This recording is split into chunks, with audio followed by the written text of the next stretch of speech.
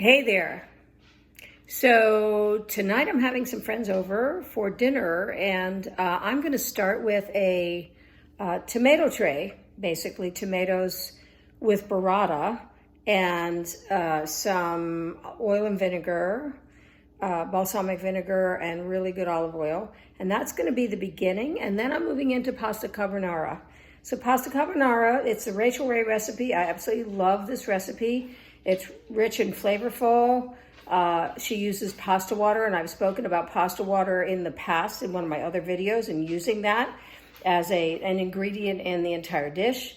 And so it's carbonara, which is pasta with pancetta, two kinds of cheese.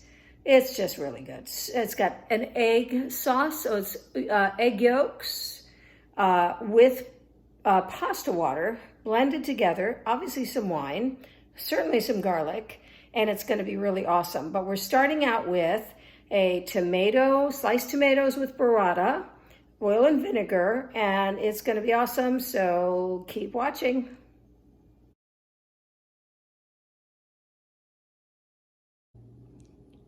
So as you can see, I have some Prager bread baguette. And now if you're in California, you need to find Prager Brothers. They're amazing. They bake everything in-house. It's the most amazing bread. It's as close as I can get to a baguette in France. I have Himalayan salt, which came from a dear friend of mine who traveled to Cambodia and brought back some salt for me. I have tomatoes from the farmer's market this morning. I have an amazing gift that was given to me by one of my clients, which is a combination of vinegar and oil, decanter, whatever you want to call it.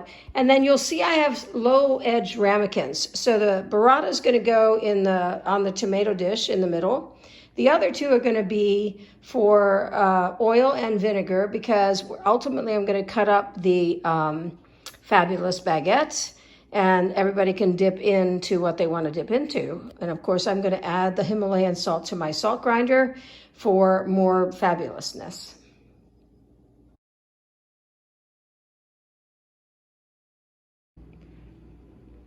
So our ingredients are pretty simple.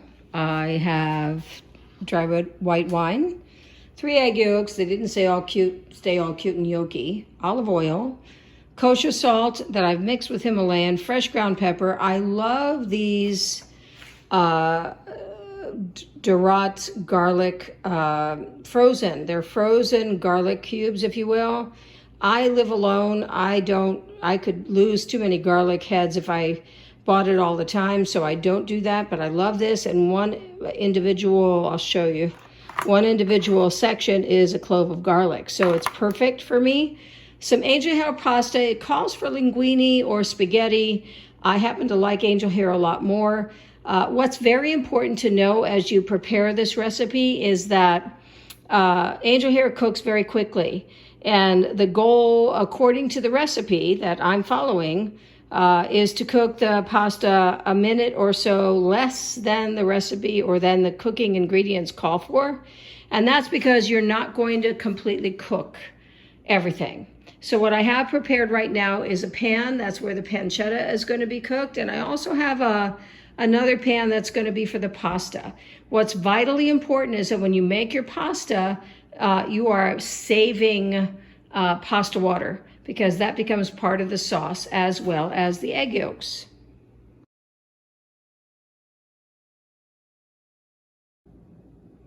So I'm very grateful that not only do I get amazing tomatoes, fresh picked, but I also get this amazing cheese. So this is fresh Parmigiano. I also have some fresh Romano.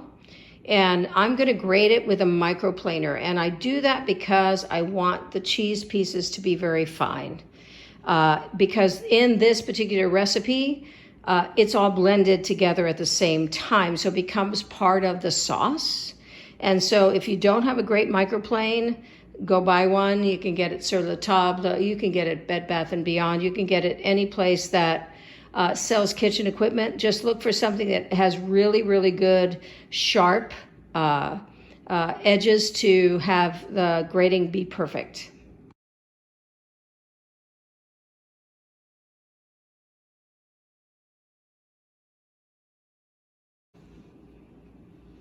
So the recipe calls for about a third of a pound, which represents roughly 6 ounces. A little less than 6 ounces, but I'm using all 6 ounces of pancetta. You can buy it. I buy it already chopped, so I don't have to do that work. And I actually like pancetta and so many other things, so it's kind of normal for me. So what's going to happen with the pancetta is it's going to be browned lightly in olive oil and then added to the entire recipe. So I have some water, salted water boiling, getting ready to go. I'm about to put olive oil and some garlic into this pan. And what will happen is I'm going to drain the pasta, but hold on to a cup and a half of the pasta water.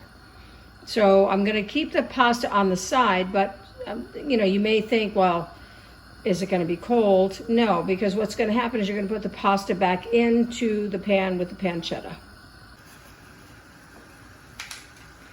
So my water is boiling. I'm about to put the pasta in. I'm going to let it, because it's angel hair, it needs to cook less than linguine or spaghetti would because it's thinner.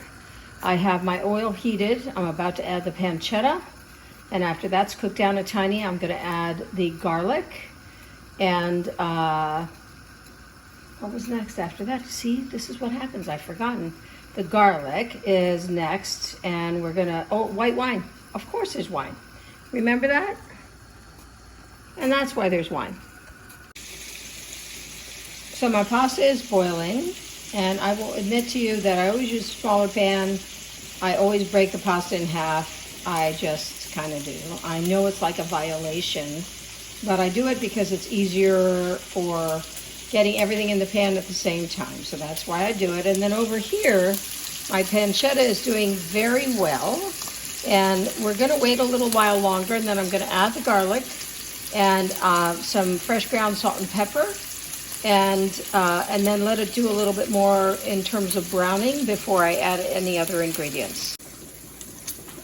So I'm now adding one of my favorite things, and I shared with you already. This is a company called Dorrit Gardens, and I love them. You can find them in most health food stores, and the reason I love them is it's fresh. Everything is normal. I just end up having to throw garlic away because I don't use it often enough. When you live alone, you just don't make that much food. So I'm about to add 3 cloves of this, and one of these little cute dots is a clove. So I like to use a pan that has a drain attached. So I've drained the pasta in the same pan. I'm keeping the pasta in the pan, but I was able to get the amount of pasta water I need, which is about a cup and a half. All I will share with you is be very, very careful when you do this because it's hot water and hot steam. So make sure that you're prepared as you pour so you don't get burned. So the pancetta is perfect. I'm now going to add about a half a cup of dry white wine. I use Chardonnay, it's just my thing. And I'm going to let that reduce a tiny bit, and then we're going to get even more cool in all the things we're going to do. So I've added wine, and as you can see, it's bubbling, and the goal here is to have it reduce a bit. And so once it starts to reduce a little bit more, I'm then going to turn the heat down to low. So it's about a half, maybe a little more, depending on your flavor, of white wine. I always use a Chardonnay. I don't like it. It can't be a sweet wine. So it's going to reduce a bit. It's going to be perfect. And then we're going to add all the other ingredients and bring everything back together.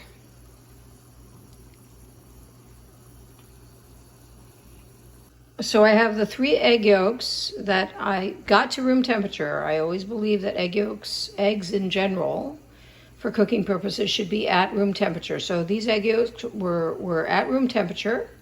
I've added salt and pepper, and what I'm getting ready to do is to add the pasta water.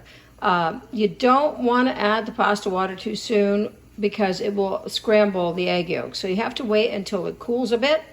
Right now, if you can see, you probably can't see, you can a little bit. There's still a little bit of steam coming from the pasta water. I'm going to wait a little longer before I do anything in adding to here so that I get the sauce I want, not scrambled eggs.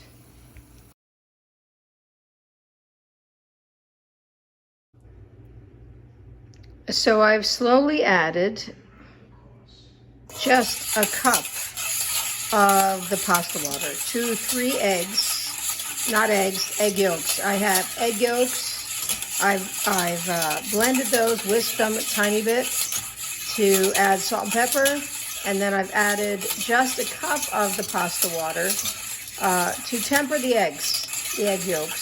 Sorry, I keep doing that. To make sure that, and also to make sure you don't cook anything. I've saved out another half a cup that's going to be added later, depending on how the pasta and everything else comes together. So the next thing is you're going to put the pasta into the pan with the pancetta and all the other flavors. This is similar to when I did the shrimp scampi recipe. So it is, things go back in, things begin to blend, and the next thing we're going to do is add the egg and pasta water mixture to this. To do that, I'm on low heat right now. To do that, I'm going to take it off the heat so that it doesn't cook necessarily. I don't want the eggs to cook because then they're going to curdle. I'm going to remove from heat and add that pasta water with egg yolk, 3 egg yolks. So I'm about to add the egg and pasta water mixture to the pancetta mixture. And I'm doing it in sections. So you're not going to see both of them, but you're going to see an additional amount of moisture added to the pasta. Right now this is looking really, really pretty, but it gets prettier when we add in a cup of Romano and a cup of Parmigiano. So that's what's going to happen next. And we've reserved out another half a cup of pasta water in case we get too dry. So you might think I'm crazy. I left it this way on purpose. This is a cup of each of these cheeses, and I use a microplane because I really like them finely ground. I'm now going to blend all of this together, but it looks like snowballs on the pasta, but that's okay because it's all going to blend together. I'm going to prove it to you in a second. It's awesome. So after blending, as awesome as it looks, I want to add that last half a cup of pasta water to just make it not so thick, if you will. And I can't wait to eat this. My mouth is watering. I'm beyond excited. So I've added about a quarter cup of parsley, and it's now going to get on a plate and into my mouth.